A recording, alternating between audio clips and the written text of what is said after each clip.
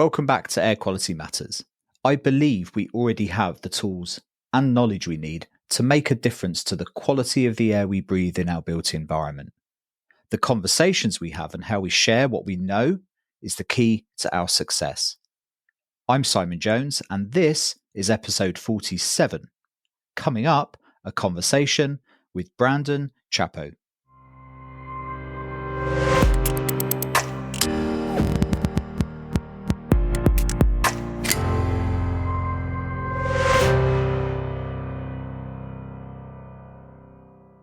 As we creep into the winter season here in Ireland and the UK, and we prepare for another battle with damp and mould across the housing sector, it can be easy to forget that this is a global challenge and one that many are on the front lines fighting the good fight. This week I speak to Brandon Chappo, who is co-founder and director of public policy at Change the Air Foundation, a US non-profit organisation helping families across the country breathe safer indoor air, with a focus on damp and mould and water damage. Change the Air is an organisation with powerful stories of ill health and fighting the system, success and policy change, and the long road ahead. Brandon speaks from a place of genuine advocacy and personal experience, and offers a fascinating insight, I think, into the state of water damage and mould remediation in the US. We talk about his personal story with mould and ill health, the landscape in the US, and the work that Change the Air is doing. If you have an interest in this subject, it's not one to miss. Thanks for listening as always. Do check out the sponsors in the show notes and at airqualitymatters.net. This is a conversation with Brandon Chappo. Podcasts like this give people a perspective on conversations like damp and mould outside of their normal realm of expertise. You know, we're just coming into, in this part of the world, winter now, here in a very damp and rainy Ireland today and the UK. Damp and mould is a massive problem for us, but we often don't project outside of our own environments and understand quite how big a global problem this is. So to kind of jump straight into that first question, how big a problem is damp and mould in the States, for example? That's a great question. And it's something that when I first got sick, I needed to try to get a better understanding, for me personally, if this was just a one-off situation where I was just unlucky to be in one bad building, or if this was happening on a much broader scale. And it didn't take me long to realize through countless social media support groups, through research of my own, that not only wasn't this an isolated incident, but this was happening across the United States at an alarming rate and scale. There are estimates right now that have at least one of every two homes in America, or 50% of our buildings, have the presence of dampness and mold. Other estimates have that higher at the foundation, and just through our conversations with folks and even personal experience of just going in and out of buildings regularly, we think that's much higher.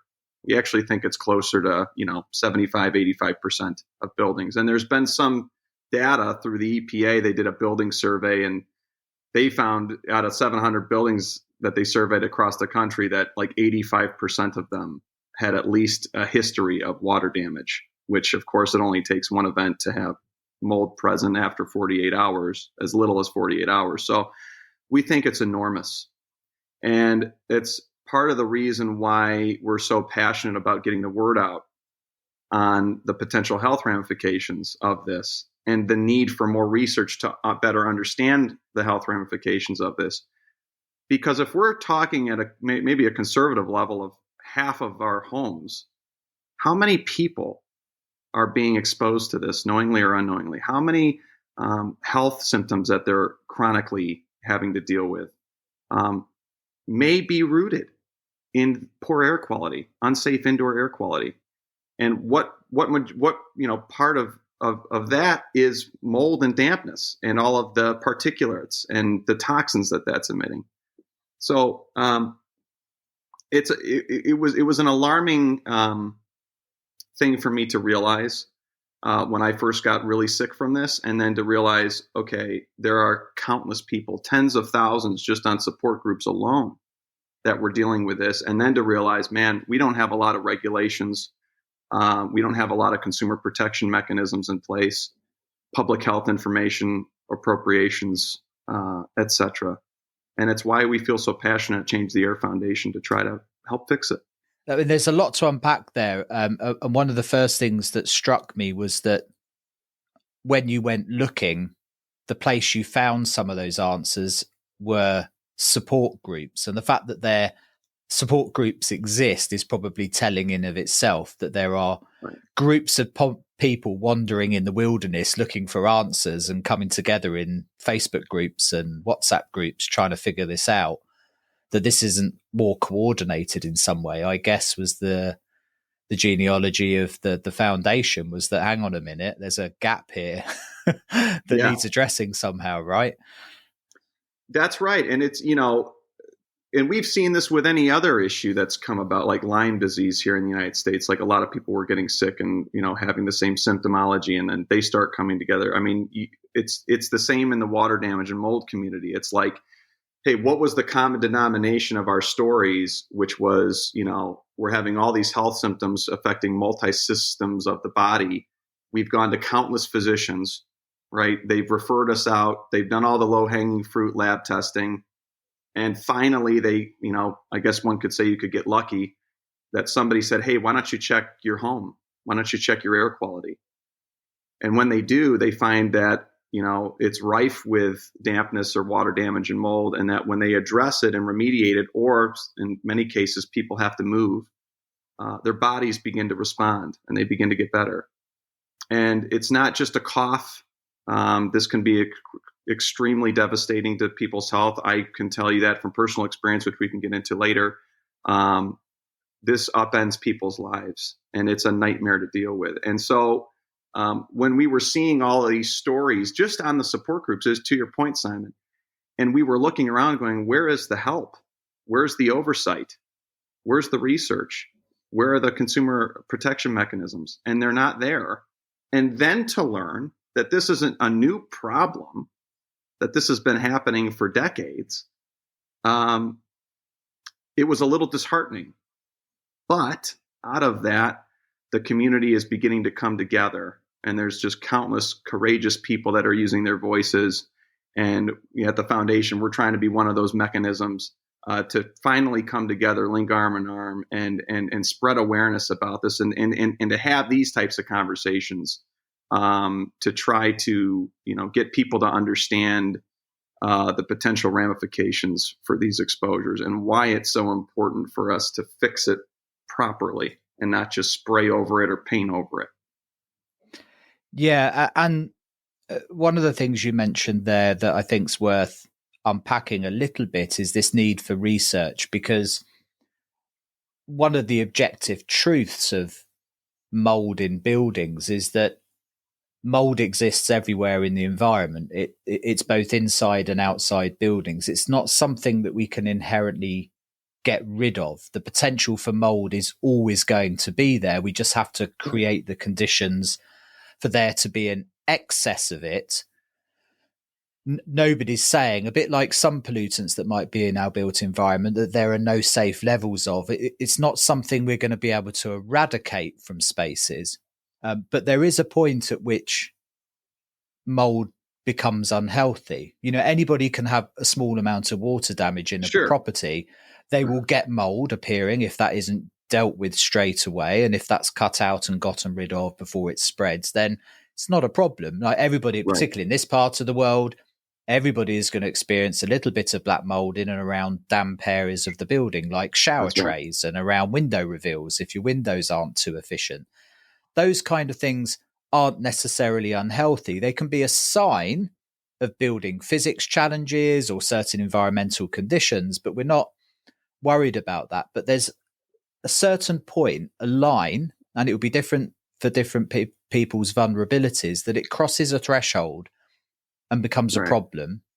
And that's what we're talking about here. And I think the challenge, and you point to it a little bit, is it's hard to know where that line is.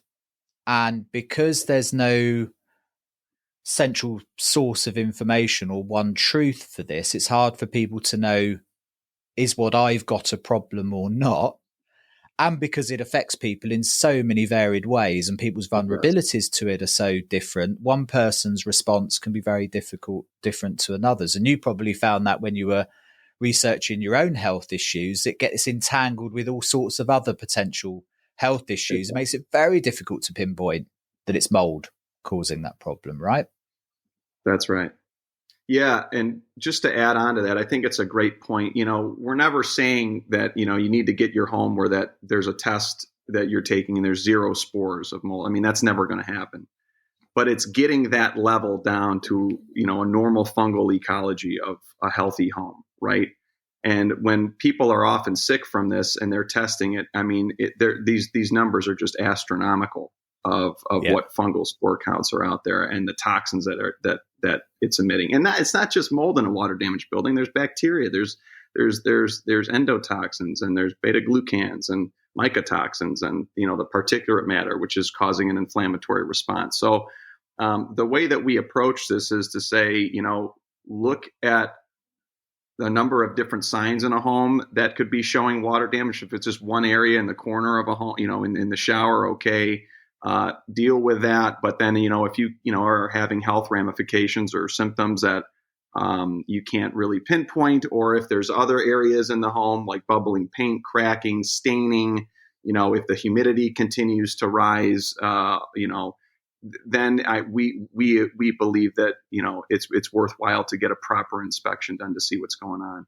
One of the issues that we found in this space, and that other indoor air quality pollutants have set like permissible exposure limits set for this, and we don't have that at least in the United States for mold. The EPA hasn't done that, and it's very difficult for us to have this conversation because, as you point out, some people are a little more sensitive to that. We're still trying to understand why that is, and there are probably a number of different factors to that. But we want to be careful too to set up a threshold limit or a permissible exposure limit that is good for a lot of people, but it's still not good enough for some. So the way that we approach it is, if you suspect there's a problem, and if you see a lot of mold, and oftentimes you won't see it, right? If you're seeing mold aside from outside, a shower or something, it's usually the tip of the iceberg. And it's usually behind a wall, or it's in a crawl space, or somewhere that you can't see often. That is the root of the exposure. And so for us at the foundation, that's why we say it's important to listen to your body, to look at the signs of the home. And if there's a suspicion, get it tested, get it checked. It's worth it.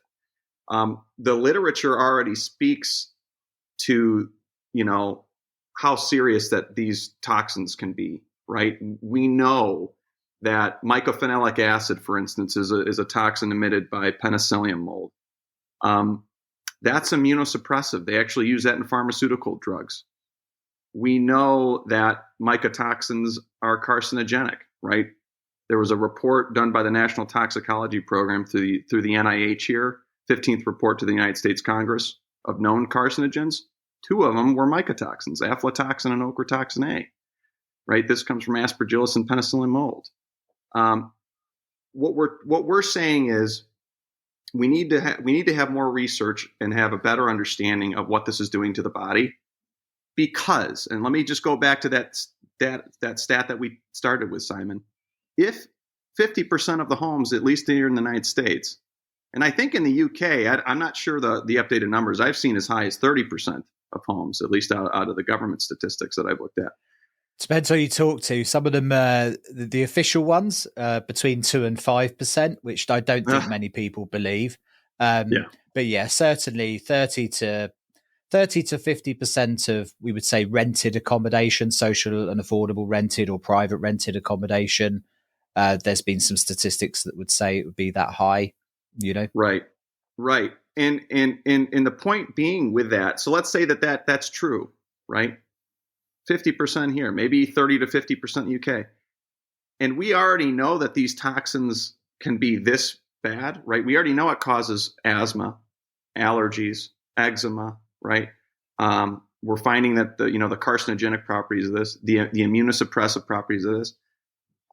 What are these exposures doing to these people living in the buildings and the kids and the elderly and even just people of regular health? I mean, when I got sick, I was 30. I mean, I was at the prime of my health of my life. I was a former air traffic control specialist for the Federal Aviation Administration here in the United States. I had to have a clean bill of health to do that job. And it changed when I moved into the building. And nobody could understand why that was. And so again, I think what we're saying at the foundation is there's enough literature out there that speaks to these multi-system symptoms that people are experiencing beyond just the respiratory issues. We're talking neurological issues as well. And we just feel that it's worth researchers, academics, government agencies to be taking another hard look at this and having these conversations, because the prevalence of this is huge. I always say this, and being an indoor air quality, specialist like yourself, I feel like we can't really have a good, thorough conversation about indoor air quality without including water damage and mold because of the prevalence of this, right? If it was just happening in 5% of homes. Sure. Yeah, no, I agree. Sure. Yeah. And I think one of the challenges has been, it's been very difficult to measure, and one of the things that I think is lacking out there are the epidemiological studies and evidence. I think we've got quite a bit of toxicological evidence, but we understand the impacts of some of the mycotoxins and so on. And obviously, from pharmaceuticals, we understand their impacts on immunology. But what we're not seeing are the large scale cohort epidemiological studies that attach your DALIs and QALYs to that risk. Now we one of the big pieces of the work that's been done over here by Ben Jones and Max Sherman over in LBNL has been looking at the DALI impacts of indoor air quality in the built environment. And standouts in there are things like particulate matter and nitrogen dioxide and formaldehydes and all the usual suspects.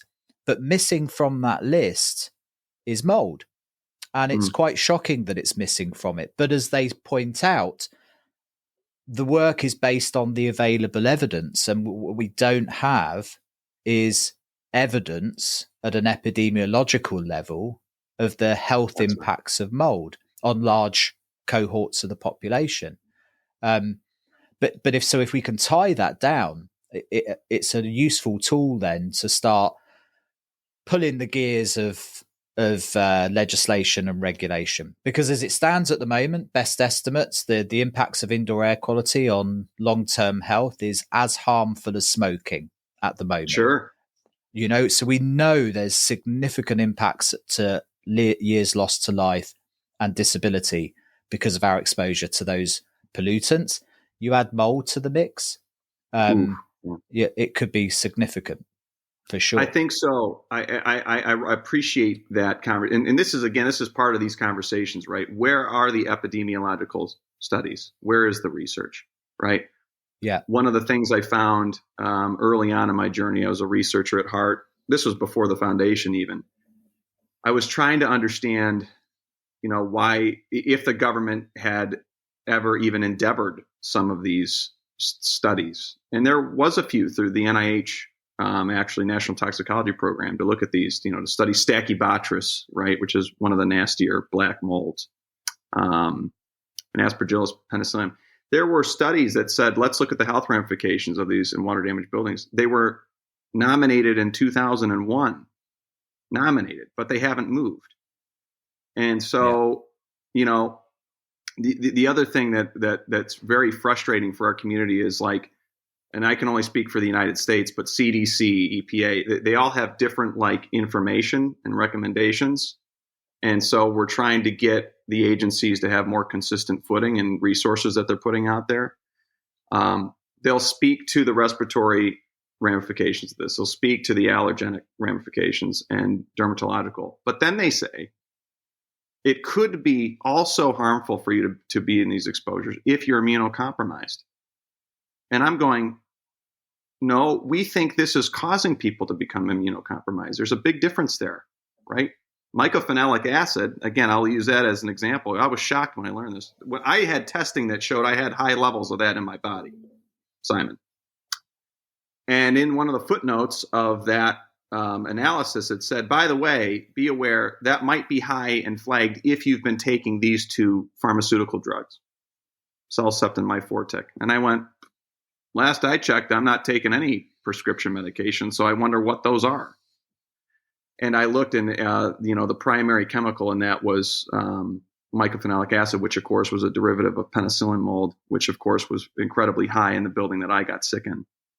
And so there's correlation there to say, and by the way, that drug, just so people know, that's used in organ donor transplant patients to suppress their immune systems to not reject the organ donation. Yeah, so it's really a pretty alarming. Fundamental. Yeah. That's alarming to me. It's like, why was that in such high amounts in my body? And the correlation that I can only make is, the building I was living in for almost 2 years, breathing in every day, and my health just continued to descend. And so I think it's just one example of asking, like, where are the epidemiological studies on this? We have the patient testimony. We have provider testimony, countless, thousands and thousands, and yet it's not being done. And I think you're right. We can only make, standards or solid recommendations sometimes off of that research. But we have enough already to start to say, we know this isn't good for you. We already know that. We know it's deadly, right? Already, like that young poor kid in the UK who died of, I think, of that respiratory infection because of his prolonged exposure.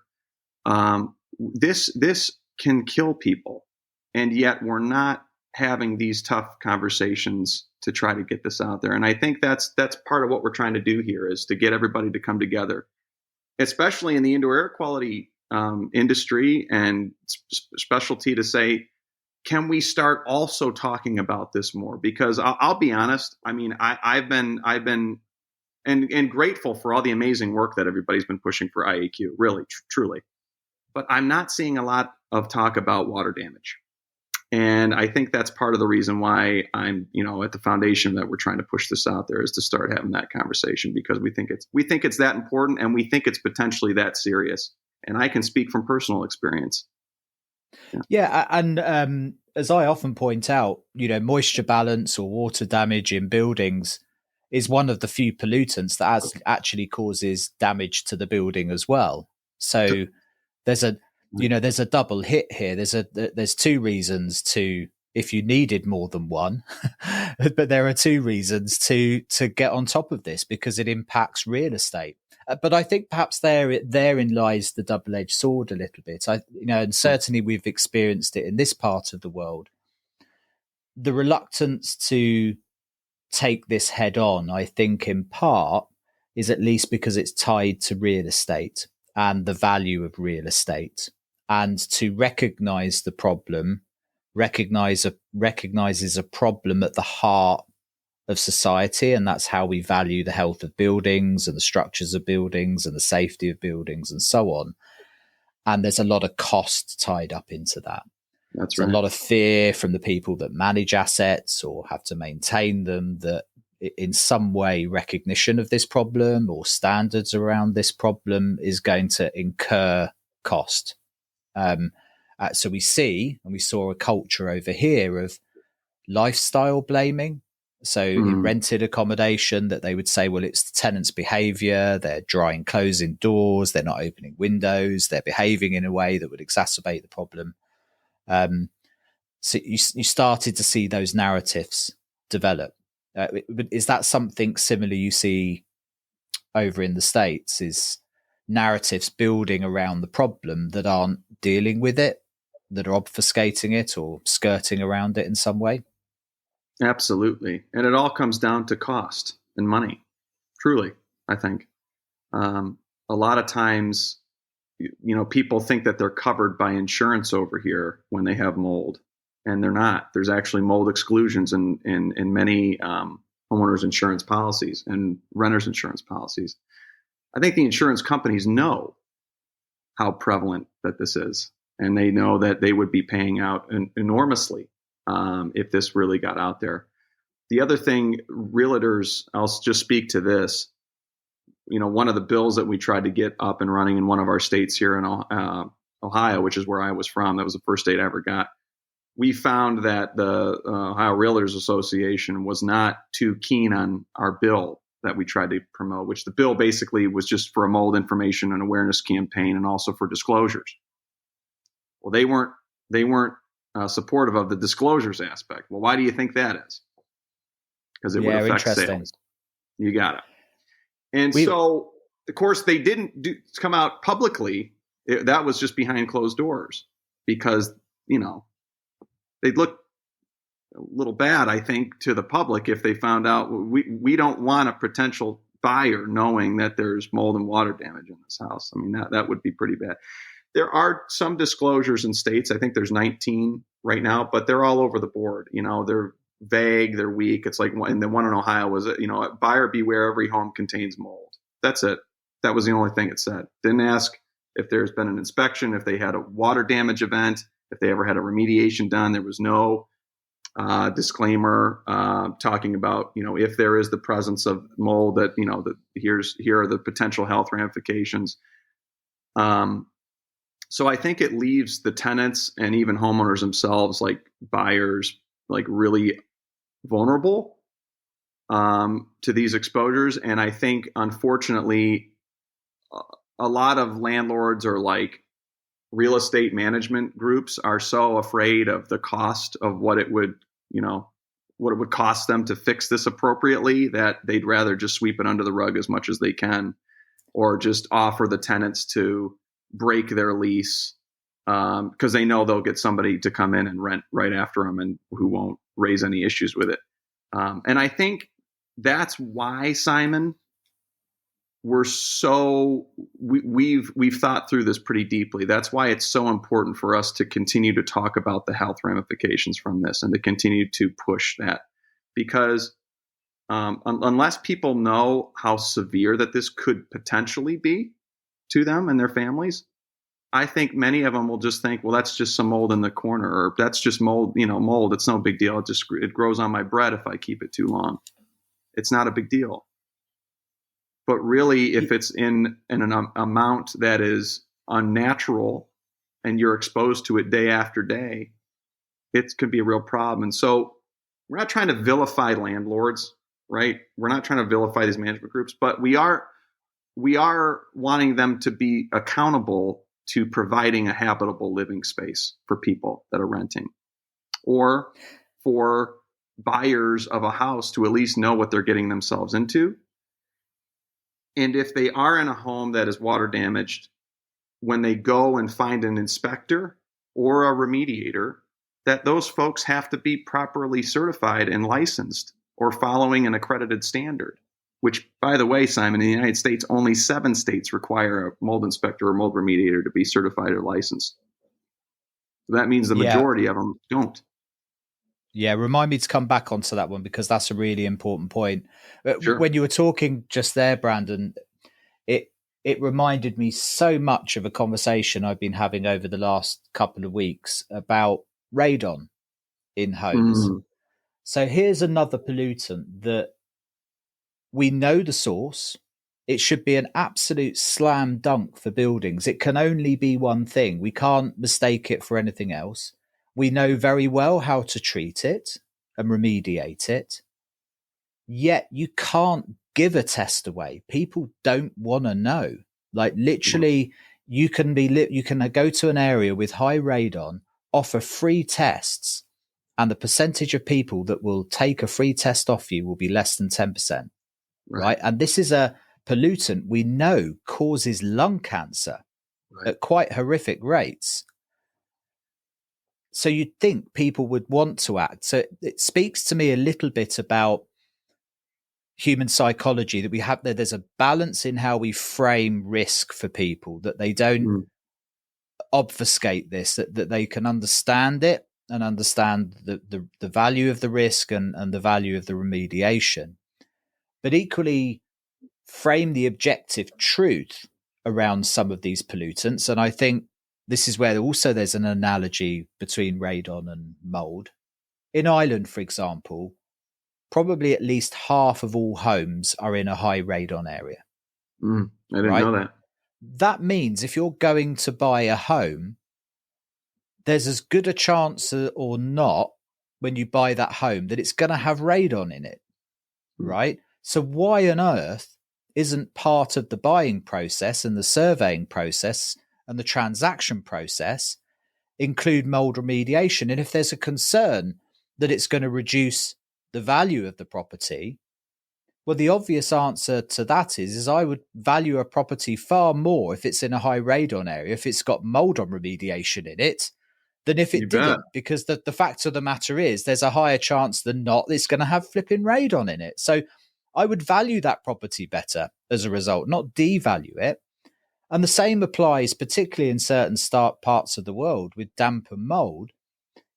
There's a very good chance, particularly in certain parts of the world, Florida, for example, that if you don't get buildings right, you're going to have damp and mold. So you would expect inspections and transactions to be dealing with this properly, no less than you'd expect an inspection to be checking the structural integrity of the roof and the foundations and all of the other really important things that are going to cost you if you don't understand them when you're buying a property.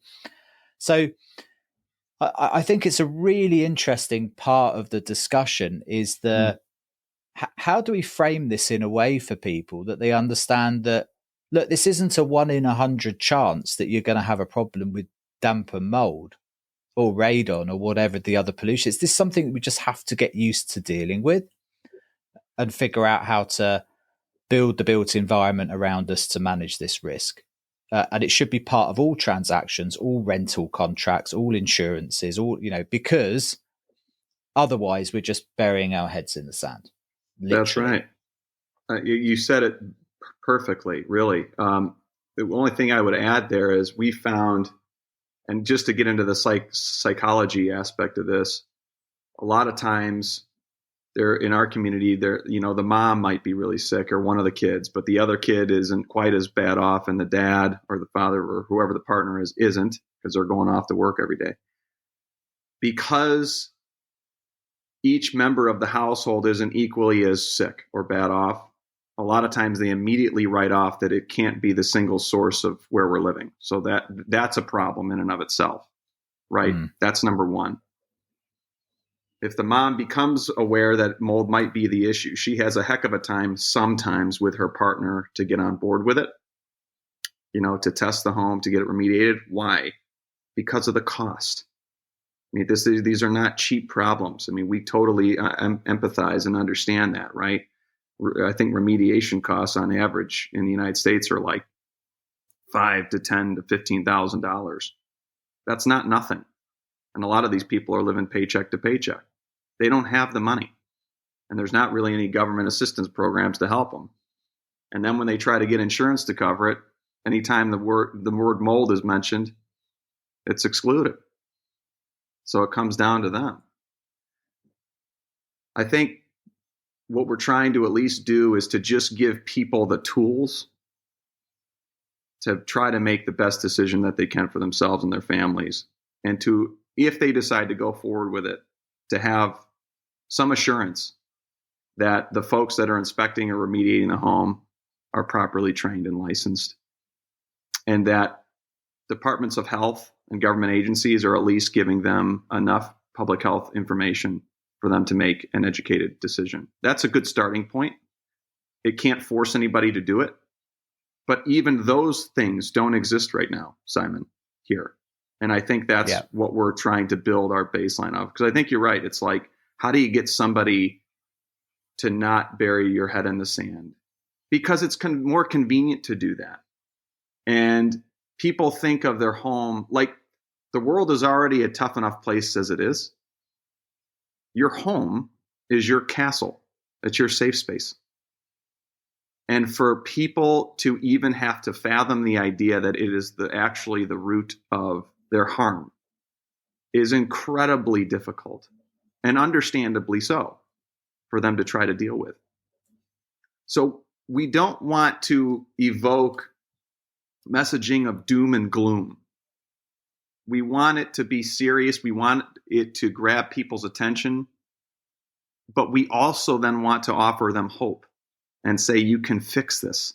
We have solutions. We're trying to build tools and resources for you. And you're going to be much better off long term to not be in a damp building or exposed to mold or radon or any other pollutant. Whether or not you're incredibly sick now or it takes years from it, you don't ever want to get to that place. Trust me, take it from me, who had a chronic illness for years and still dealing with a few symptoms, even though I'm much better. Your health is your wealth. It's everything. It's worth it to get this checked. The health of your home and is directly related to the health of your body and of yourself. And so we're just trying to get people to understand that as best as we can. I'm not sure what a better phrasing would be, but I think if we can lay it out like that, that's as good as we can do for now. Yeah. Yeah. And I think you really hit home that point there. One of the things that I always like to consider is agency in this. And, for many people, they're homeowners and their choices that they're having to make and budgets that they're having to manage and so on. But there's also a lot of parts of society that don't have the agency to fix this, that are tenants, that are in a market where it is a seller's market. The threat of losing their home or not being able to rent somewhere else, all of those choices are taken away from them. And it can be an incredibly dark place to be in that kind of an environment where they're creating a culture of it's a lifestyle problem, it's your fault, it's your health, you don't have any choices anyway. And we have to be really careful when we're framing this problem, that when we frame risk, when people don't have agency to fix it, we can create problems just by highlighting problems that people can't solve themselves. Sometimes this does have to be solved from the top down, not the bottom up. So I'm always aware of that. One of the points you made was about this safe space. And, I think Maslow's hierarchy of needs and all of that, with shelter being front and center, I think COVID taught a lot of us that the home was the place that we retreated to. It was our safe place. It's our place of rest and recuperation and safety.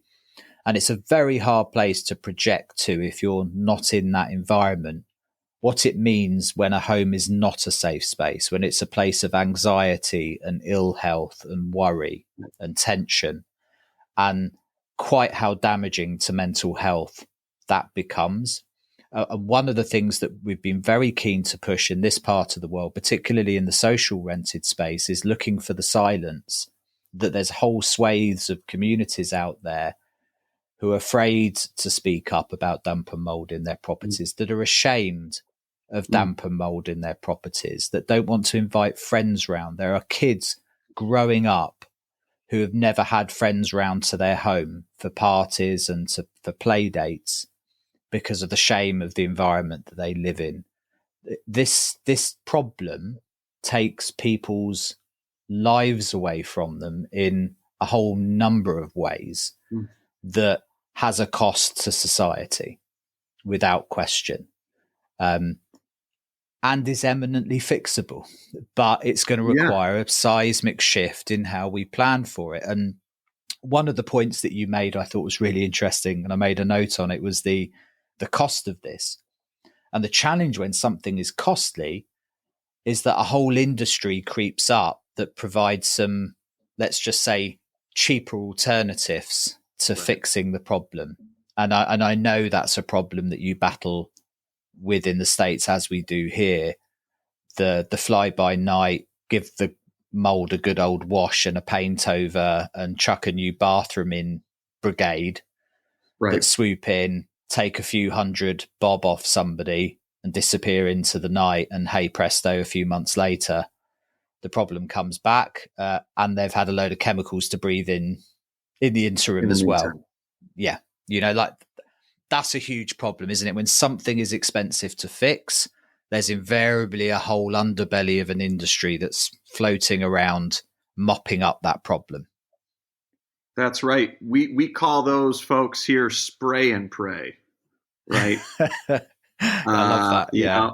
Yeah, we have remediators that come in and say, "Oh yeah, you got a big problem. I'll just spray it. It'll knock all that mold down. It'll take care of business," and charge them thousands of dollars they don't have, and they leave, and folks move back into the building. They're still sick, and they're left holding the bag, and they got to go now Yeah. find another remediator who knew what they're doing.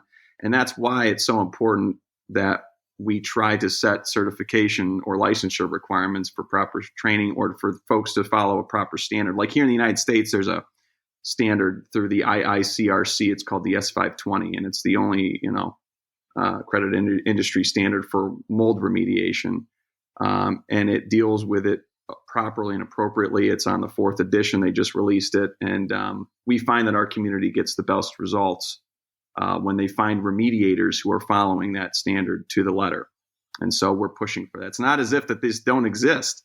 It's just that we're trying to get states to adopt that standard for those folks that are doing that type of work, because people do prey on others. And when you're in a state of fight or flight, right? You're sick, or your kid's sick. You're having a hard time keeping down a job. Your home is incredibly damaged. Like you're grasping for any hand that is put out to you to try to fix it. And it's incredibly, not just emotionally damaging, psychologically and physically and financially. I mean, this problem hits all of those prongs in the most, deepest vulnerable places for people. And so I wanted to speak a little bit too to your point about the mental health aspect of this. I think it's really important. Brown University did a study in 2007, I think it was, and they found, and I don't think they were even looking for this, but they found that people that were living in damp and mold were 44% more likely to develop depression. Almost 50% more likely. The reason for that, right, cosmetic. Maybe they're just embarrassed to have their kids living there, or they can't have anybody over. But we feel there's also a physical component to that too. The inflammation that exposure is causing to the body and to the brain, right? It's probably multi-pronged. That's an alarming stat, right? Anxiety, depression, mental health is just rife in this community, and not least of which is because people feel gaslit a lot. I don't know if you deal with that over in the UK or Ireland or not. They go to their doctor, they try to bring it up with a landlord or their spouse maybe, and they're called crazy for this. Mold can't do that. Water damage can't do that. It must be something else. You're causing a scene for nothing. You want us to do these expensive inspections and these remediations and fixes, and it's probably not even what the problem is, right? And so people then kind of hide away. I've known a lot of people that have been completely cut off from their families here because they just won't believe them. And it's very difficult for them to find a space that is safe for them to try to heal in because of the prevalence of the problem, right? If 50% of the buildings here have a problem, you're not giving a lot of people options, and especially at a price point that they can afford, especially if maybe they've lost their job as a result of their illness, right? It can be a real nightmare for folks. And so, again, not to be doom and gloom about it, we exist to Change the Air Foundation to try to be one of those beacons of hope to say, we hear you, we understand. Many of us have been there ourselves. We have solutions, just like you said, Simon. There are solutions to this. We just have to get the problem out in front of the right people in industry and stakeholders and researchers, agencies, politicians, and we have to get them to understand the potential severity of this. Also, to get researchers and academics to say, man, this might be worth another look for us to dive deeper into the epidemiological ramifications from this. And then to try to help to provide resources, especially for those who are lower income and under poverty. One thing that came out of, we did a national policy brief through the foundation, which was looking at the economic and health data, known health and economic data from dampness and mold in residential settings in the United States. And, it was easy for the economists to find that, if you live below the poverty line here or lower income, you're twice as likely to have this problem. And just to your point, these folks don't have any money. Sometimes they're living in public housing, right? If they can't get the agencies themselves or the management personnel to take this seriously and to deal with this appropriately, they won't, and they suffer, and they have nowhere to go. And until we have that data that shows how serious this can be, how do we move legislators? How do we move government agencies? How do we move those people to actually take action and appropriate action, not just hiring somebody to come in and wash or spray, but getting somebody to come in and do a proper remediation job, which albeit is more costly. I'd like to borrow your attention for just a moment to discuss ACO, a partner of this podcast. You may have heard of ACO, an EI company, as the experts in pioneering new technology in fire and carbon monoxide alarms. More recently, you may have heard about their outstanding work in the housing sector with their HomeLink offering, which is aiming to solve some of the industry's most serious challenges. They are utilising Internet of Things technologies to increase home life safety. The technology incorporates multi-room environmental sensors, a gateway, and advanced actionable insights, which has a proven track record in helping landlords reduce operational costs and carbon emissions, while improving residents' well-being and safety. Their team of data scientists are developing solutions for problems at the heart of the housing sector, like damp and mould, fuel poverty, and air quality. I've been amazed at how they are innovating here, with a laser focus on unpacking the complex nature of these challenges in a way that answers the what next question we need so much at the moment.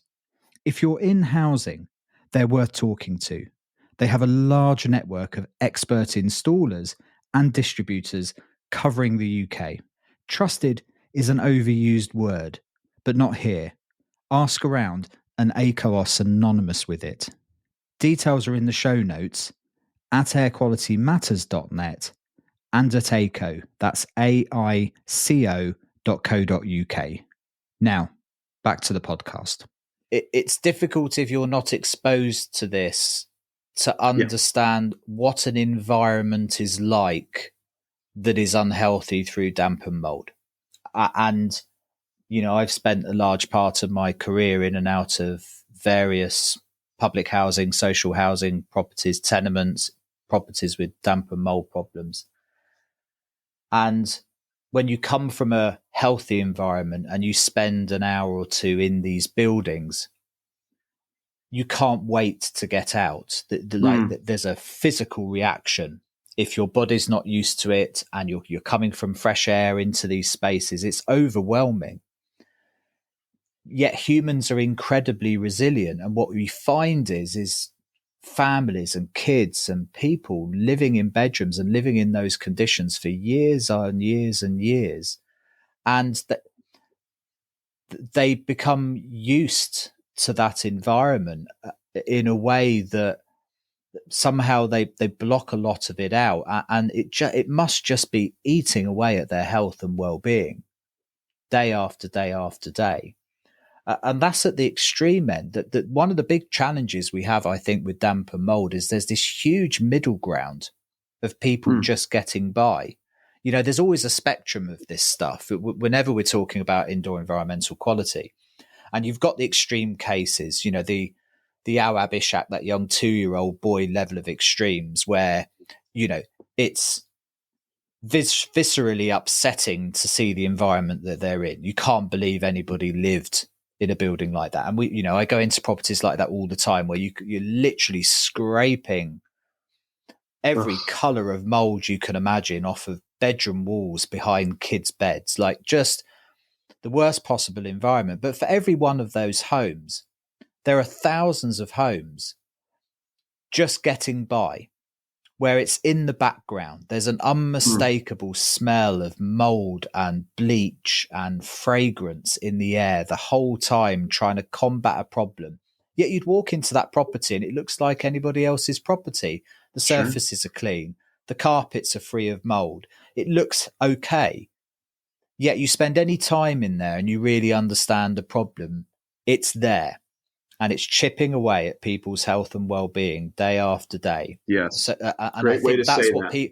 that's what people miss about the scale of this problem is that there are always extremes in all cases. Sure. But the problem with damp and mold is there are millions of people living in buildings that over their lifetime are going to have an impact on their long-term health and well-being. And I think this awareness raising that you're doing, creating the language and framing this problem, is one of the most powerful tools, because without it, people don't have a reference. As you say, you and perhaps we'll come on to that, you started to find yourself becoming ill in an environment, you started to join some dots, but there's nothing manifest out there that maps this out for you.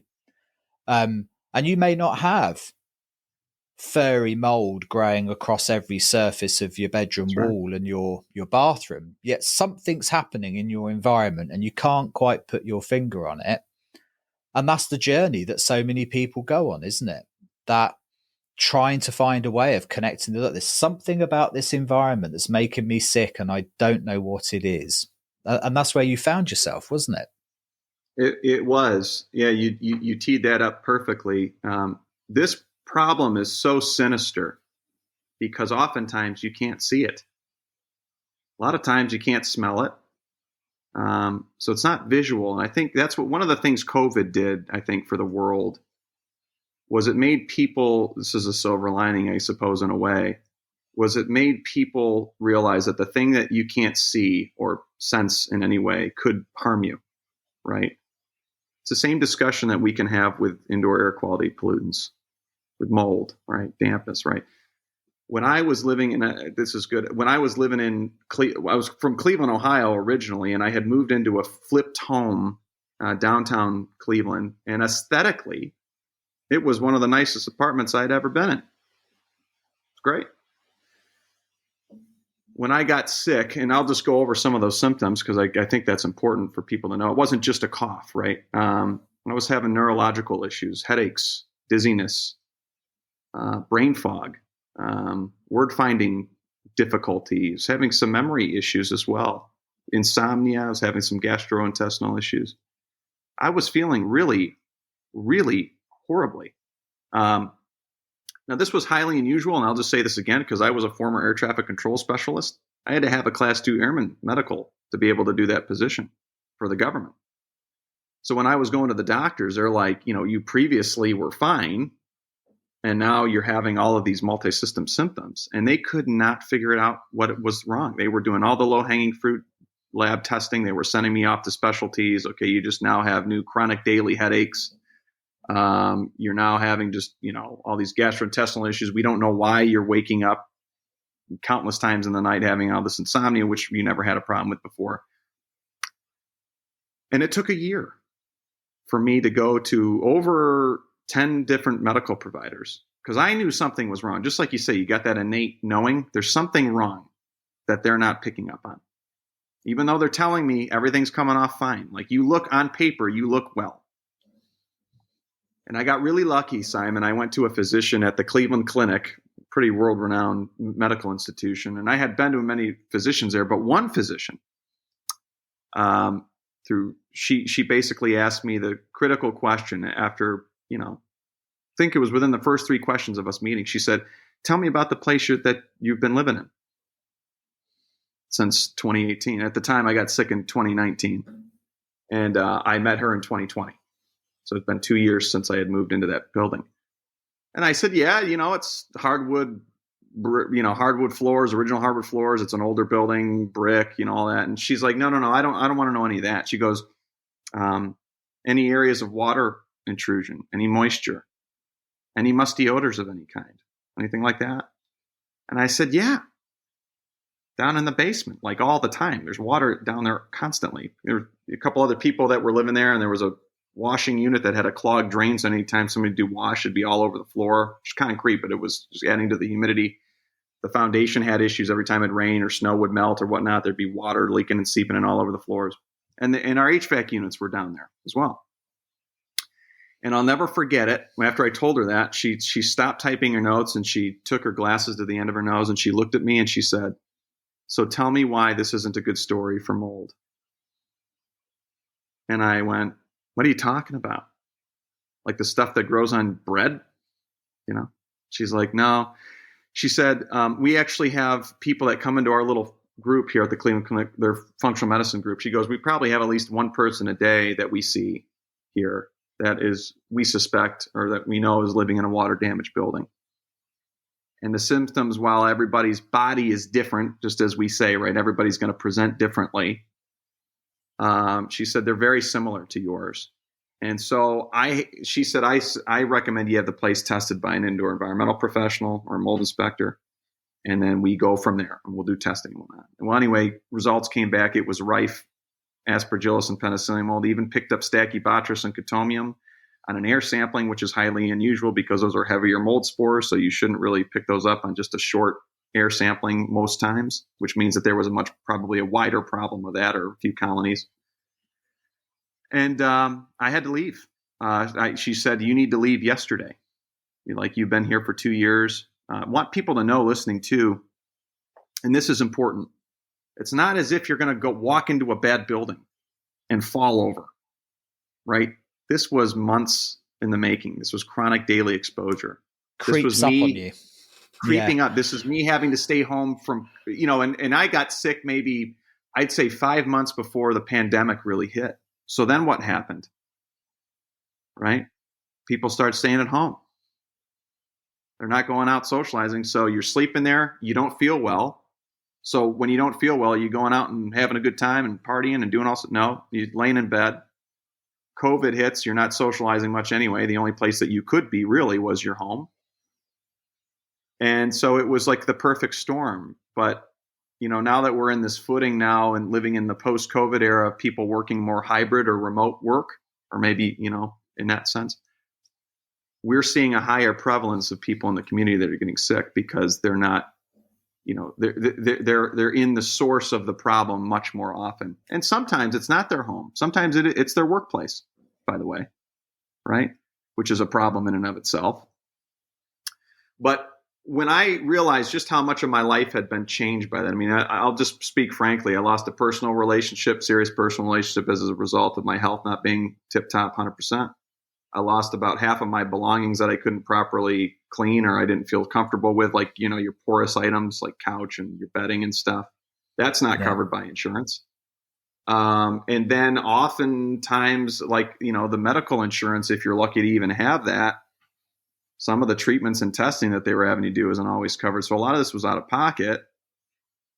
And you're just sitting there wondering, like, how did this happen? Or why did this happen? Or was I just unlucky? Or was there anybody else that had dealt with this? And that kind of wraps around to our first, the first question you asked in prevalence. And that's when I kind of went on this journey to quickly start asking, has anybody else dealt with this? I was 31 or 30 or 31 at the time, and I had never even heard of this. Mold and water damage causing somebody to feel so unwell, to become so sick. And it didn't take long, right, to see countless people in the community. I'm talking tens of thousands just on a few support groups. And so alarming, my story is not unique. In fact, I'm one of the more lucky people. Why? Because I was able to still hold down to move. And I had the agency to move. And my dad, I had to move back into my dad's temporarily, and his place was safe. I was lucky comparatively, even though my whole life had imploded. And then I start reading about people who lost their job, who can't afford to get their kids healthcare, or they can only afford to get their kids treated, but they can't afford to get themselves treated. Some people, these are extreme, but they're true and they need to be talked about, are living in their car because they can't afford a place and they can't find a place that's safe, that isn't affected. And there wasn't any sense of urgency about this just being talked about. No government, like, as I said before, there wasn't really a lot of government health information, not a lot of resources for people to lean on who would need it most. Resources online were all over the place of, like, how to deal with this appropriately, like what what do you need to look for in an inspector, or what certifications, or what does a good inspection look like, or a remediator? Like, is it okay to just spray it? Does it need to be removed? Independence of information. You go looking for information and all you're getting is the spray and pray information thrown at you. It's really hard to find the right information. Yes. And it's so, I don't, I'm speaking about this from my own experience because I learned, even as unfortunate as I felt I was, and in a way it was unfortunate, I quickly realized how grateful I was for how, that I was able to hold down a job and have insurance, Yeah, and have some and income, and have in a different time. At a different time, Brandon, if it had been way before COVID or way after and you weren't at home as much and you were working, it may not have been as serious a problem. And then all of a sudden harder to track down and you're just getting by, and it could have been impacting you for decades and you never really knew what it was. Even though I wouldn't have been feeling well, Yeah. But again, and I think that's the other thing, like people are always like, I'm serious about this. It's like, and you a lot of times you'll see people that have been living in a water damaged building. They've got this sunken eyes, and they're a little bit more pale, and they're just tired, because their body is just constantly under this barrage of toxins it's trying to remove, and this inflammatory response. Right? They're not being able to function at a prime level at 100%. And I really wonder how many people out there are dealing with like headaches every day, or they're not sleeping well, they never wake up rested, or right. It's not necessarily like taking them down completely, but as you say, it's just chipping away. I really wonder if we could clean up our indoor air quality, the place we spend 90% of our time every day, right? At least at least here in the United States. And if we clean up our indoor air quality, how much better will people start feeling? How much better did people realize that they could feel that they didn't even think was fathomable? I truly wonder, right? Yeah, we don't know, we can get our knickers in a twist over exactly what the cause of this or that is, or how big a problem it is, or what exactly the fix is. But we know enough to know that air quality is the single largest environmental risk we face as a human species. Like, this is worth fixing. It's worth investing some time in.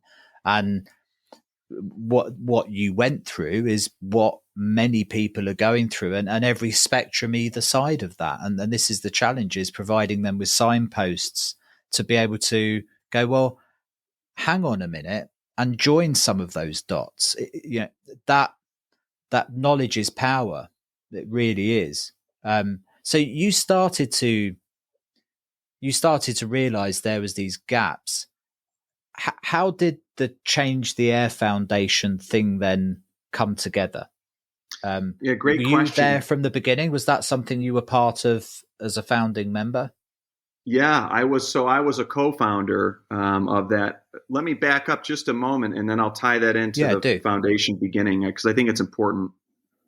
When I got sick and I realized it was the home, and by the way, I was in a rental and it was month to month. So again, that was another very lucky thing. I could break the lease and leave. And they did have to end up fixing that building because another person got sick there as well, by the way. I was going to ask, actually, what happened when you ask around, were there other people sick in the same building? You obviously weren't isolated? There was another gal who lived there who got sick, and there are two other gentlemen, but they left after a year. And the gal and I had been there both for 2 years, which wasn't. So again, it was that chipping away factor, right? Yeah. When I moved, and my whole life kind of imploded, and I was doing research to try to understand like the literature that existed out there, and just kind of getting in that space of like, so insurance doesn't cover this. Our building codes and the way that we're putting up buildings is inadequate, and many times that's causing the problem right off the bat. Public health information isn't out there. Physicians don't even quite understand this exposure and what this can do to the body. So then they're missing it. People are gaslighting, or they don't think it's real, right? It was all of these factors were playing into this mess. And so at the time, and now I grew up, even though I was an aviation guy, I grew up and I had a real interest in history and government. Don't know why, just put my nerd glasses on. I just was always interested in that. And I thought to myself, boy, I need to try to do something about this. I don't know what that even looks like. So I just had the mind to start reaching out to my state legislators and my federal representatives in government. And one of them got back to me. And it turns out his staffers, legislative staffer, got sick from the same thing at off-campus housing at Ohio State University. That was very serendipitous, I thought.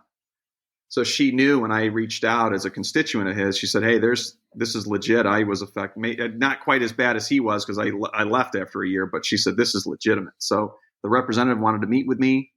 And we talked at length. My physician at the Cleveland Clinic actually met with him on a day off to speak about this because of how many cases she was seeing. He wanted to do something about it and asked me to help him write a bill, the Ohio Indoor Safe Air Act, which would have, again, established an information and awareness campaign through the Department of Health and also for disclosures for real estate, commercial and residential settings, to give people some awareness of what they may or may not be getting themselves into. Well, that bill didn't pass, but what that bill did was it brought me into the policy reform space. Now, totally amateur, right? I'm just a constituent. I'm still working for the FAA. I'm doing this on the side. And I found myself just totally passionate about this work. And over the couple of years I was pushing that, and as many more people I was talking to and across the country, that I was realizing just the lack of any legislation to protect people. I just kept chipping away at it.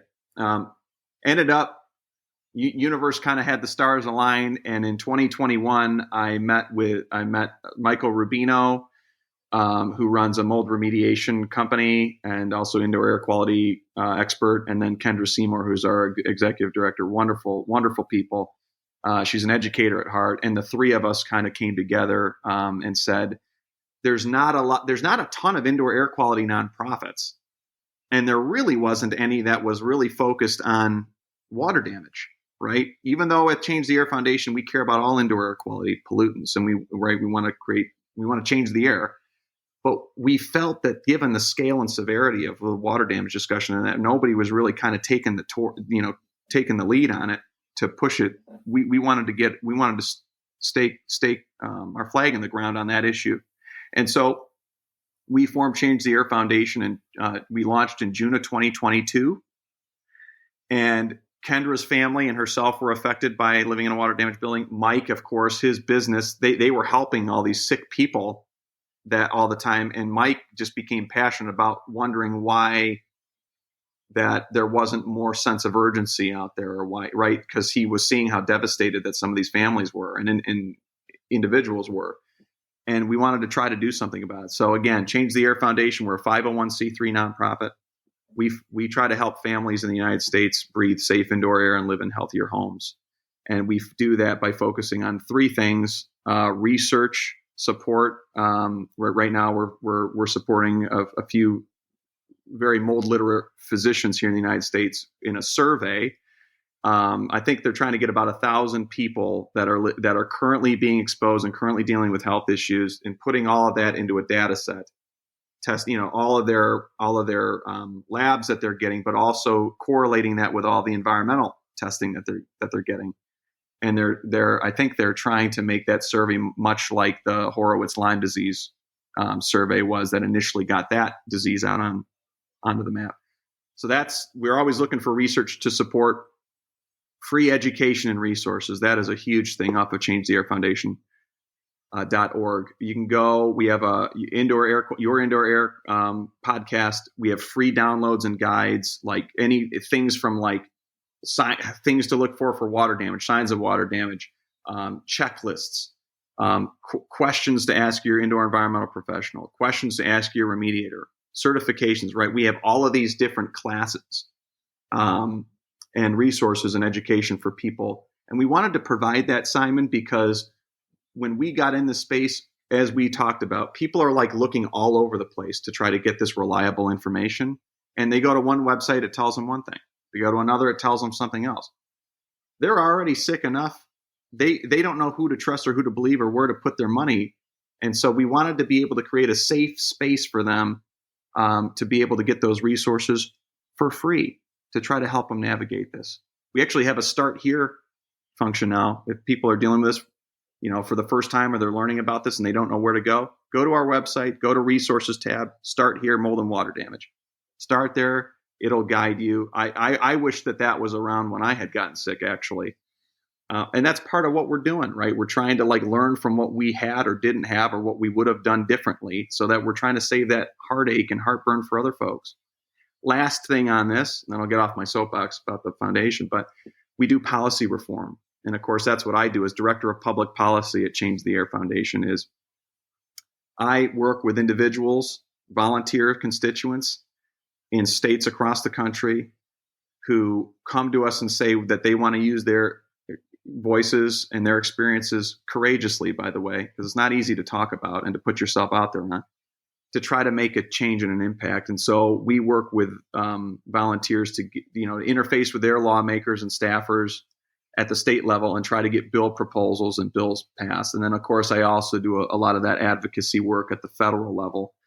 So we've had some help in getting a federal bill up and running, the Healthy at Home Act, which would have dealt with mold in public housing in the United States through HUD. So that's primarily what we do at the foundation. And man, we really hit the ground running a couple of years ago, and we've been having some nice successes so far. And we're just hoping to keep creating that aura for people to feel comfortable. And we're a Big Tent organization. We, very communal. We want people to come and to benefit and also to pitch in if they feel passionately to do so.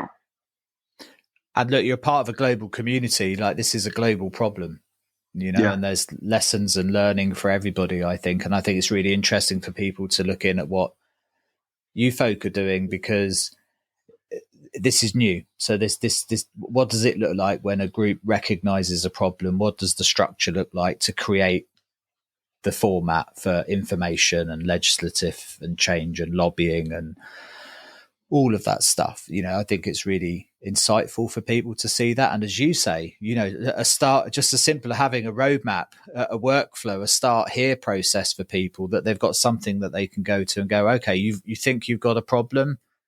Here's some steps for you to start working That's through. right. And that could be enormously stress relieving for people just to have that. And you've had some success both at a state level, haven't you, with some of the policy work you've been doing recently? Yeah. Yes. And thank you for saying, we were thrilled. By the way, it was 4 years in the making, right? I started this advocacy work 4 years ago, and didn't have a win. We didn't have a victory yet. I mean, we had a lot of proposals and we had a lot of great conversations and planting seeds and spreading awareness to lawmakers, which is all positive, by the way.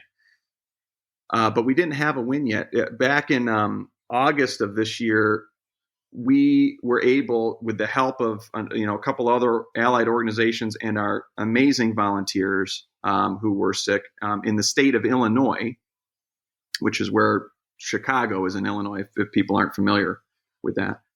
We were able to get our first bill passed in the Illinois General Assembly. It's Senate Bill 1087, the Mold Remediation Registration Act. And the bill did a couple things.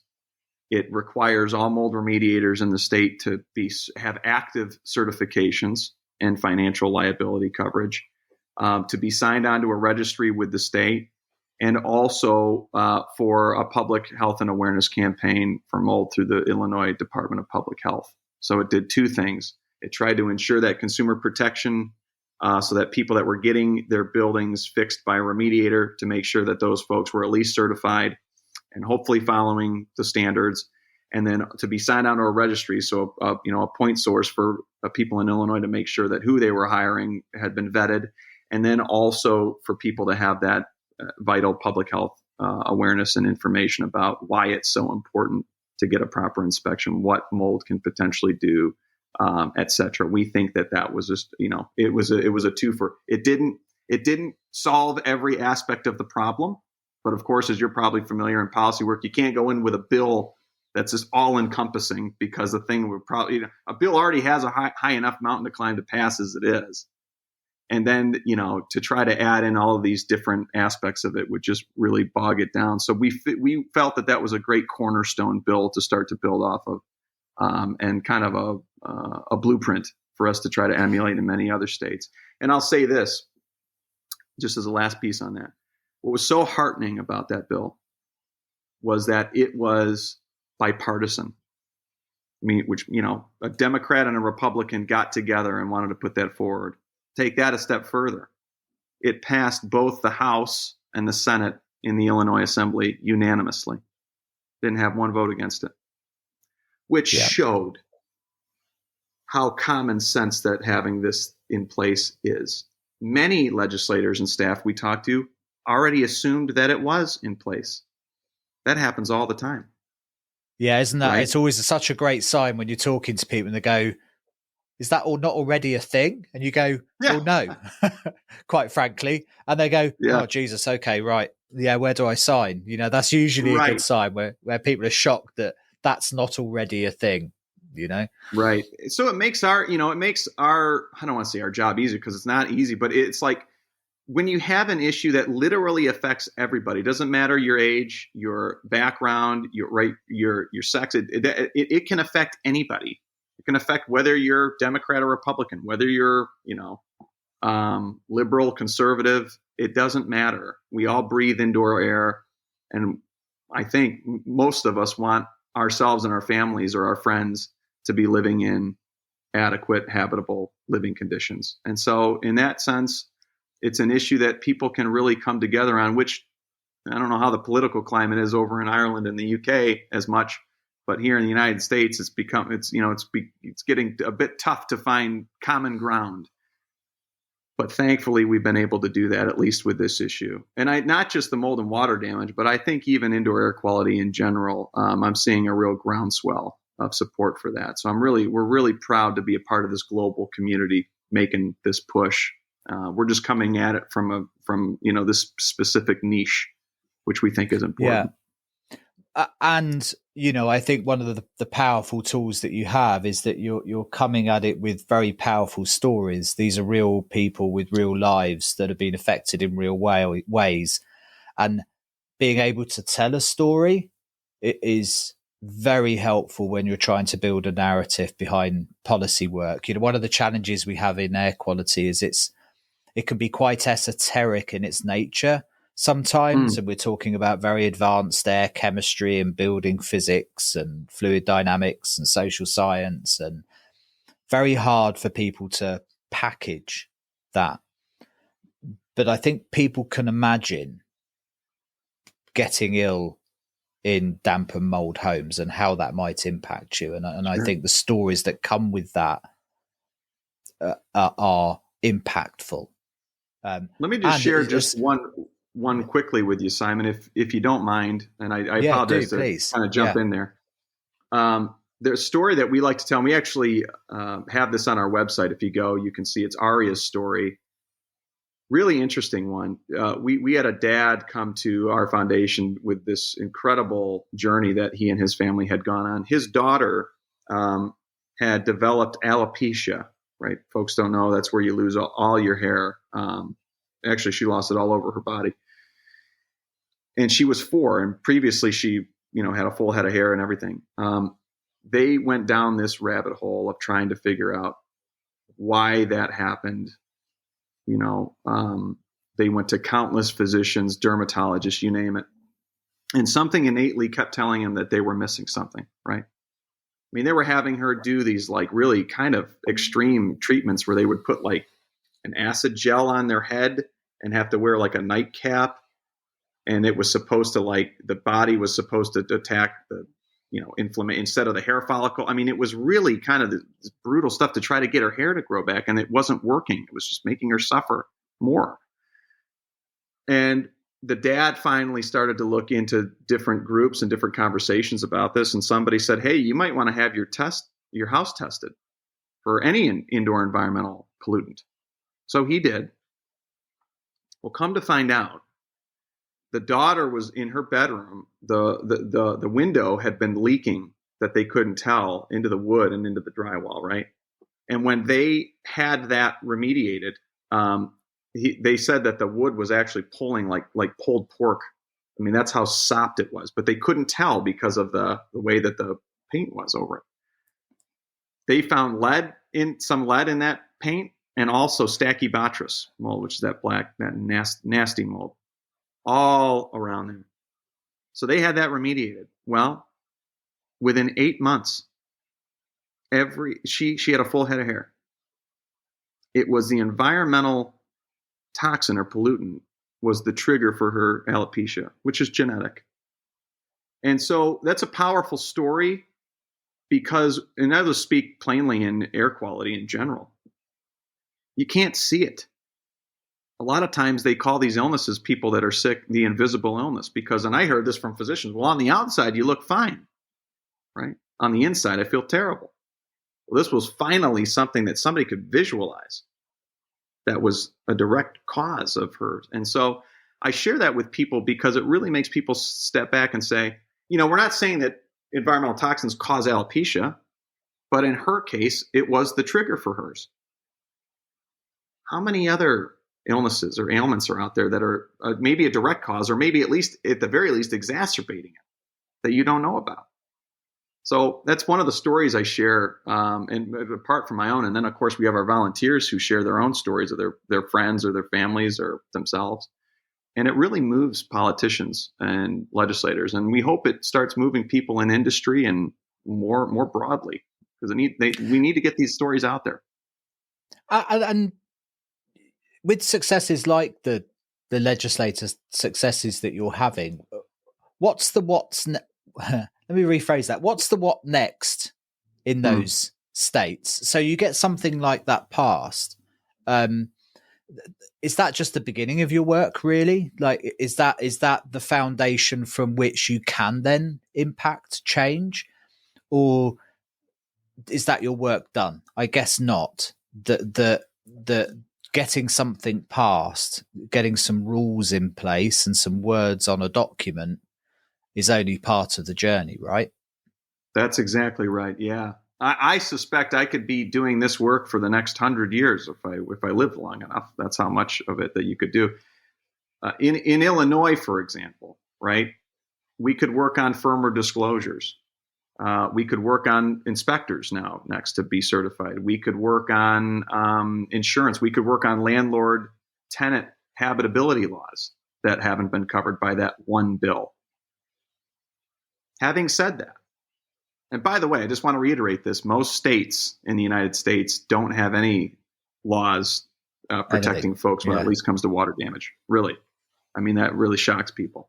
Like, it's the Wild West. Like, in Ohio, for instance, when I got sick, I could have woken up the next day and created my own LLC as an inspector or remediator, and it would have been lawful. It would have been fine.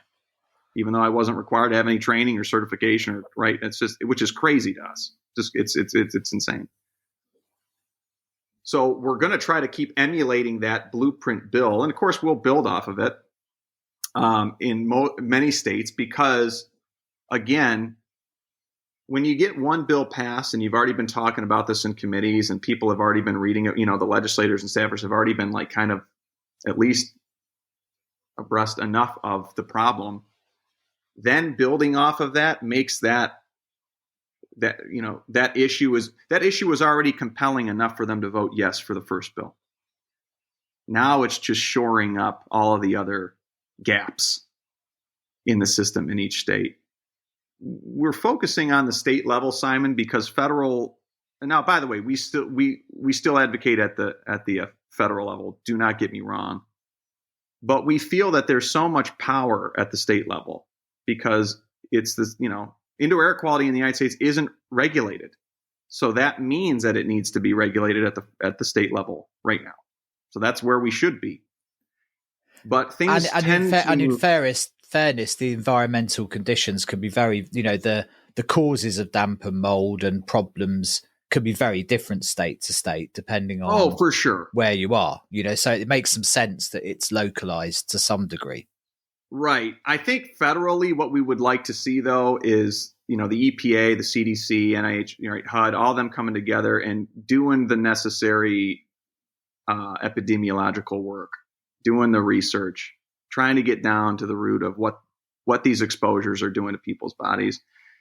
And also to kind of have, standardized language that they're giving out to people that it might be going to these websites or that are linked, that's saying, the proper way to deal with mold isn't by putting bleach on it, which is still out there on some of these websites. It's to write, there's certain ways that these things need to be dealt with. These are the type of certifications that you should be looking for when you're hiring somebody, right? They don't have that information.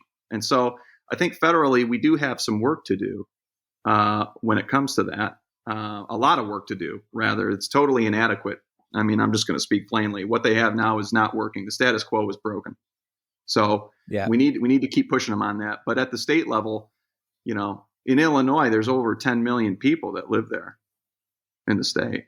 So that bill passing, helps those people in a way. If they ever have this problem, or if they ever need more information, they can at least know they're going to go to their public health website and get adequate information about this, of what they might be dealing with, or to try to find somebody, and they can know this, that the remediator is at least certified and should be doing the right type of work, right? So again, our plans now is to just try to emulate that, as in many states across the country as we can, to keep shoring up that consumer protection and public awareness, and then to keep adding on to those bills, with some of those other aspects that we just talked about.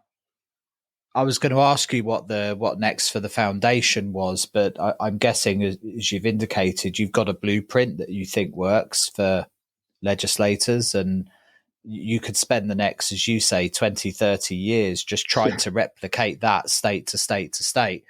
I was laughing when you said it was, a long 4 years. I bet there's a few people out there working in that system that think 4 years was a bit of a race. Probably.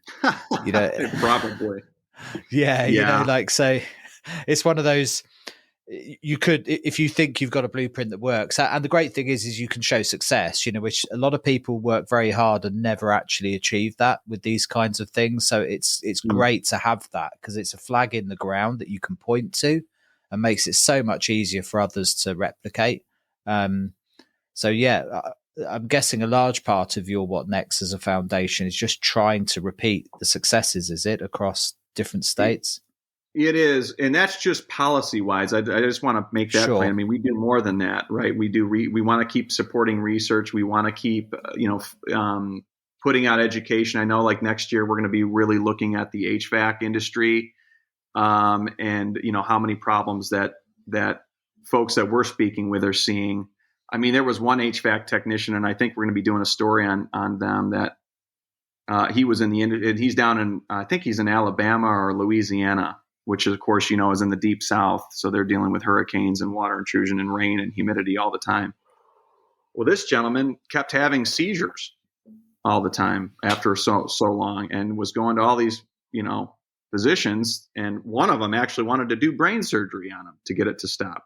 And it wasn't even guaranteed that it would work. And they found out it was because of all of his constant exposure all the time to mold in these HVAC units and bacteria and all sorts of stuff. And I think once he realized that, and he got away from that, or he detoxed enough, or he knew, the proper PPE to be wearing when he was doing these jobs, his seizures stopped, right? Because that was the trigger for him. And so we want to get the HVAC industry, we want to engage with them more on this topic, because we think that there's a lot of good that can come from that, and education, and we can learn from them and they can learn from us. So that's going to be put out next year. Of course, we're a very consumer focused nonprofit residential space. So we're constantly trying to, again, get more information and awareness out to the consumers. And even we want to start a doctor outreach program as well, because I can't tell you how many people have gone to physicians. And even though these physicians are very well-intentioned, really, these folks, you got to think of it. These folks got about 2 hours of medical training with mold, typically. And so the first thing they think is, if somebody brings up, well, I think my house is water damaged, they go, well, let's have you do an allergy test. But if that comes up negative, they immediately go, we don't think that that's the problem, right? So there's a lot of education that we can be giving to our physicians to say, and we have a medical advisory panel, by the way, at Change the Air Foundation. So, we do have physicians that are working with us and trying to put this information out there to their colleagues. so that they're not just passing off folks right away to a specialty. When what we're hoping is that within the first couple of appointments and they do their low-hanging fruit and they're asking their normal questions, that they're finally asking the crucial question, which is what my physician did, which was, tell me about the place that you're living in. Yeah. Tell me How more often about that should be a question that's asked far more often in general, I think, about that. your Yeah. environment, like for sure. And so there was a really great article I was reading the other day that was talking about the value of the B and C question with your doctor's visit. And the point they were making in that is that people, particularly if you pay for visits, are very limited with your general practitioner. You go in there and invariably you have a long list of things that you probably want to discuss with them. And often the symptoms that are chronic don't get to the top of the list, right? The doctor, you go in there and see the doctor and they see that you've got high blood pressure and all of a sudden it's all about making sure you're not going to drop dead of a heart attack or you've got to Right. drop your cholesterol. You don't get down to these kind of niggling background symptoms that are probably evidence of poor environmental conditions, and that just never get to discuss that.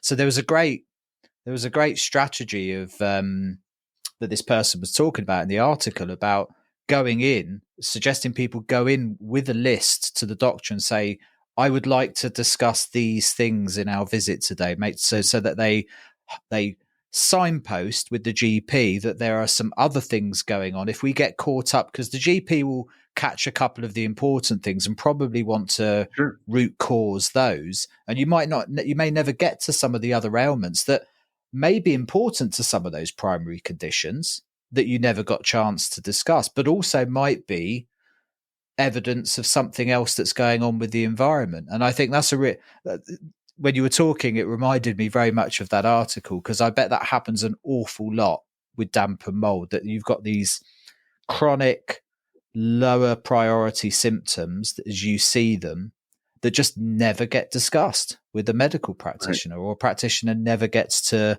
talk to a patient about. And this just gets missed.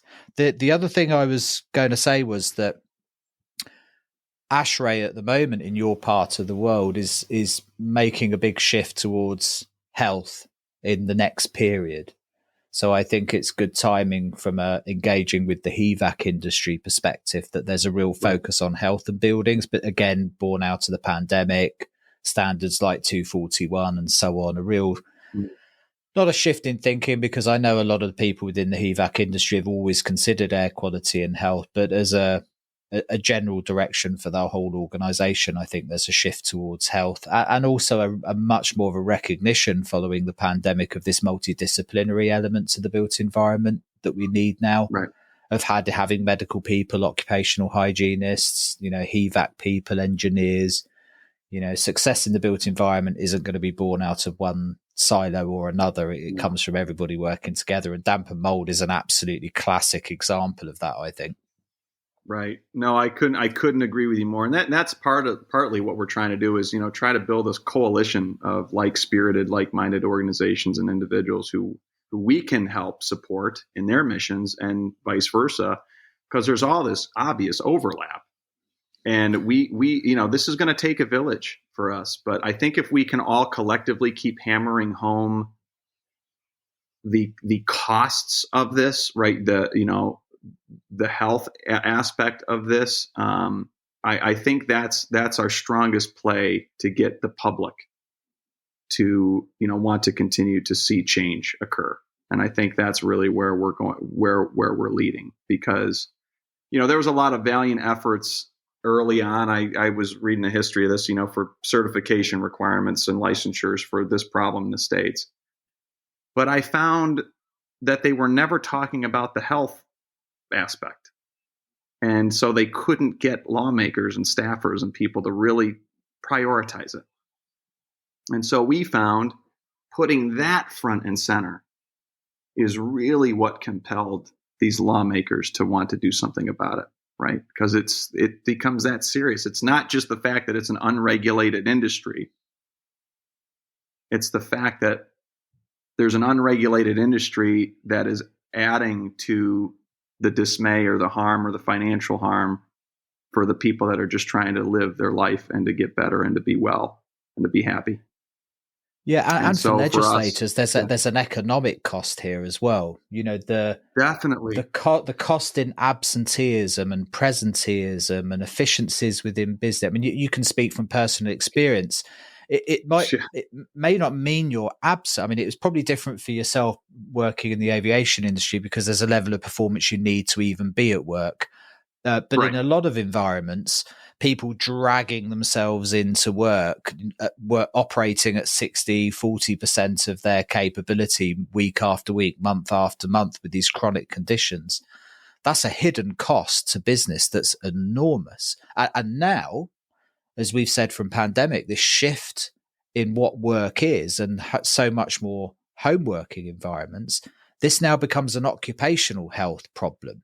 That this is a problem for business to be aware of, because if large, particularly in the knowledge economy, if large swathes of your workforce are sitting at the end of their bed working from home for large periods of the time in environments that are not optimal, right. that has an impact on your bottom line, and that is a cost. If business starts waking up to that's another pool of resource for this that could be really important, I think, and that not just for damp and mold, but for air quality in general. In general, I totally agree with that.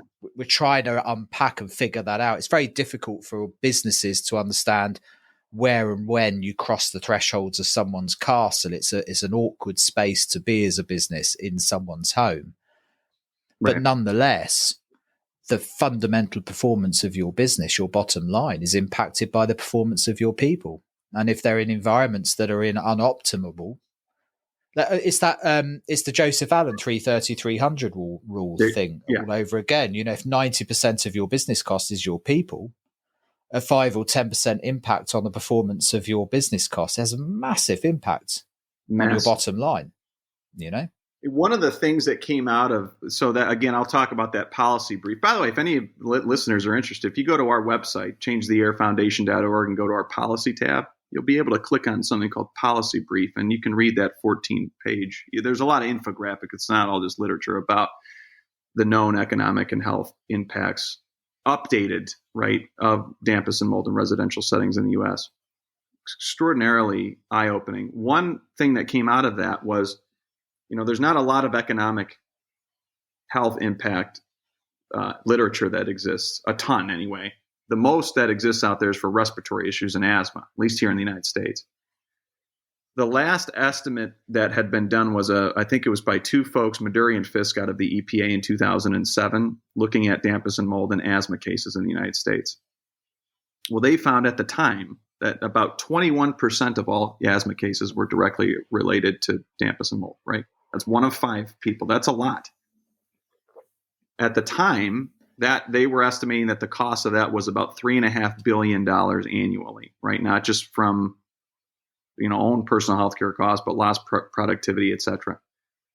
When we had industrial economics update those numbers to now, 2024, and given all the other literature, that number isn't $3.5 billion that we found. It's closer to $40 billion. An enormous change. Just asthma alone. We're not talking about the other health ramifications of this. So when we're talking about costs, and that's one thing that we was born out of a lot of the conversations I had in Washington D.C. talking to offices, especially the Republican offices, where they very much were saying, you sold us on the merit of the issue, but do we have any idea of what the cost is? We're very much taking the tone of data-driven policy, right? Well, we didn't have all the data in one place, at least enough for people to kind of read and digest. And that's why we did this policy brief. So the fact that we can now go into these offices, knowing what we know, which is, I think, only scratching the surface, Simon, to be honest with you, because there's a lot more research that we need to do in surveys and et cetera. We can say, at the very least, this is affecting millions of people and is costing us billions of dollars. At the very least, tens of billions. Yeah. And air pollution tends to keep bad company. So when we're fixing one problem, we're invariably fixing a lot of other problems as well. So Right. there's often a double hit to this stuff. I mean, I wonder what the return on investment would be for the states to give you, I don't know, a measly $100 million for the next couple of years to deal with damp and mold. If it's costing billions to society, there's a hell of an ROI there, right? Like, so, and this is the infuriating thing about this kind of work for what is relatively small bucks in the grand scheme of things. The impact that you could have with foundations like this could be enormous. How do you find funding as a matter of interest? Are you looking for further funding at the moment? Is it, how does that growth plan work? Does that come from states as charitable? Are you looking for philanthropy? How do you fund efforts to try and broaden the scope of what you're doing? You mean at the foundation, Simon? Yeah, absolutely. Yeah. Yeah. I mean, good Yeah. work like you're doing. How does that get funded, and how do more people fund it to get activities? Great question. It's the age-old question of all nonprofits that do incredible work with a variety of different topics and subjects. When I got into the space, I have such admiration for people that work in NGOs and nonprofits and 501c3s, because trying to find funding is a constant struggle for these people. And so basically right now, and again, we're closing in on 3 years old at Change the Air Foundation, but we've been supported by just philanthropically inclined people, major donors, and our community. Of course, we do donations, and that's how we've been able to do this work, is off of their charity and generosity. Also, you can go through government grants or other private grants, of course, but those take a lot of time. And of course, you need, for us to be able to expand at the foundation, you do need some money to be able to bring on people, to have some overhead, to run the programs that we want to run. So right now we've been supported by just, our community, of course, here, which of course in the water damage community, Simon, to be honest, these folks don't have a lot of money, because they've spent it all on the remediation jobs or their health, right?